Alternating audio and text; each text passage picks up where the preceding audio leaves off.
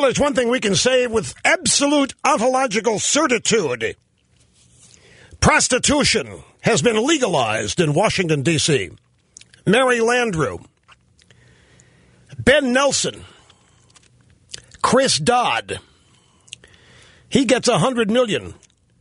Vermont, Massachusetts, on and on it goes. Greetings. We all got screwed, even though prostitution is now been legalized. Great to have you here, folks, as we kick off a couple days. If I were Senator Ben Nelson, I would be embarrassed. What a charade Senator Nelson ran. And now trying to hide behind the shadow of the governor, the Republican governor of Nebraska. All the Republican governor of Nebraska did was say, this is going to drive up our Medicaid costs. We can't afford it. And so Reid says, all right, well, we'll give... We'll pay a little prostitution fee here for Senator Nelson, and we'll give you, if I'm Missouri, if I'm Kansas, if I'm all these other states outside of Nebraska, Connecticut, Louisiana, Vermont, and Massachusetts, I'm a little ticked off today, too, if I'm a governor of one of those states. How come those states get bought off? How come my state doesn't get bought off? How come my state's going to have all these expanded Medicaid costs and these other states aren't? I mean, this is simply outrage. We got deceptions, we got deceit, we have payoffs. We have out-and-out bribes here taking place in what was once the greatest deliberative body on earth. We have secret meetings. We have artificial deadlines. We have accounting gimmicks that would put Enron and Bernie Madoff to shame. They are so obvious, it's embarrassing to have to even explain them.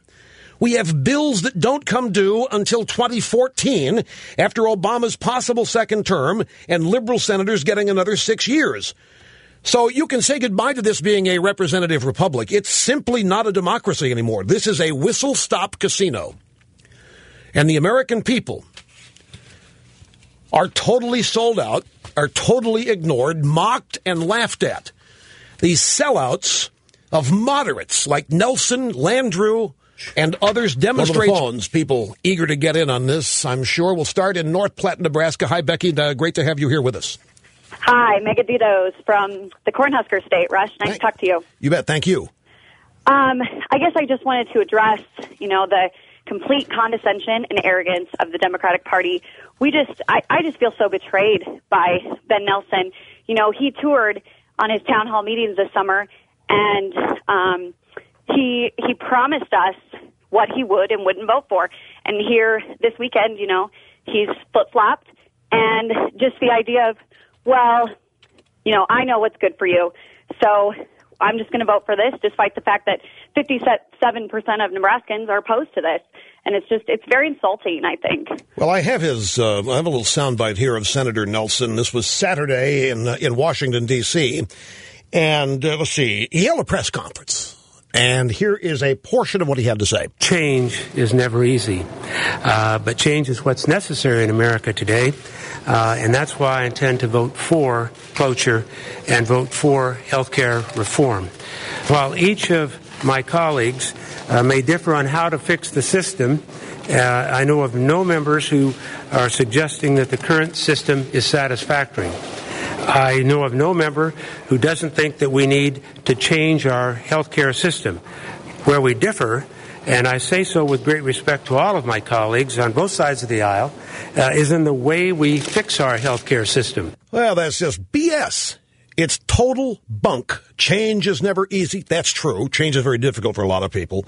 But change is what's necessary in America today, and that's why I intend to vote for. Yeah, it's not why you're voting for it. You're voting for it because you were paid off. You're voting for it because you were paid off, and you're even sidestepping your own moral issue of abortion. Abortion's still going to be legal. Abortion's still going to be paid for by taxpayers. And this was supposedly his number one moral issue. That's surprising how easily he was able to change his view on that and sweep that away, all in exchange for a bribe. He's a prostitute. I don't know how else to describe it. Nebraska is going to have 100% of its Medicaid expenses paid for by the feds in perpetuity. In perpetuity. For the new enrollees. And so, here's an excuse for more federal spending. Don't ever, I don't want anybody to ever tell me that Ben Nelson's a moderate or that Mary Landra's a moderate. You cannot. It's just like I told the blue dogs in the House.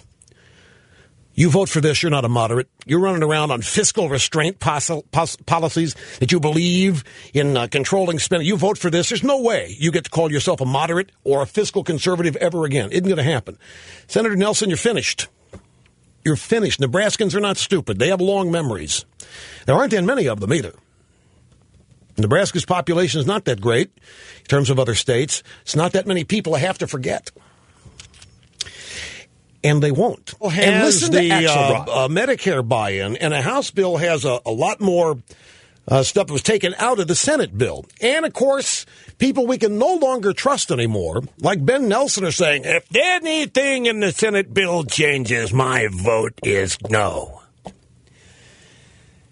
Now, Nancy Pelosi has said that she will sign anything. She'll get anything through there. I think my best guess is that the House will bite the bullet on this, ramrod this thing through, because remember, this is just the starter house on the way to building the big health care mansion. Plain and simple. Some people don't like me calling Ben Nelson a prostitute. Okay, if that's too hard, we'll just call him Ben Bribed Nelson. How's that?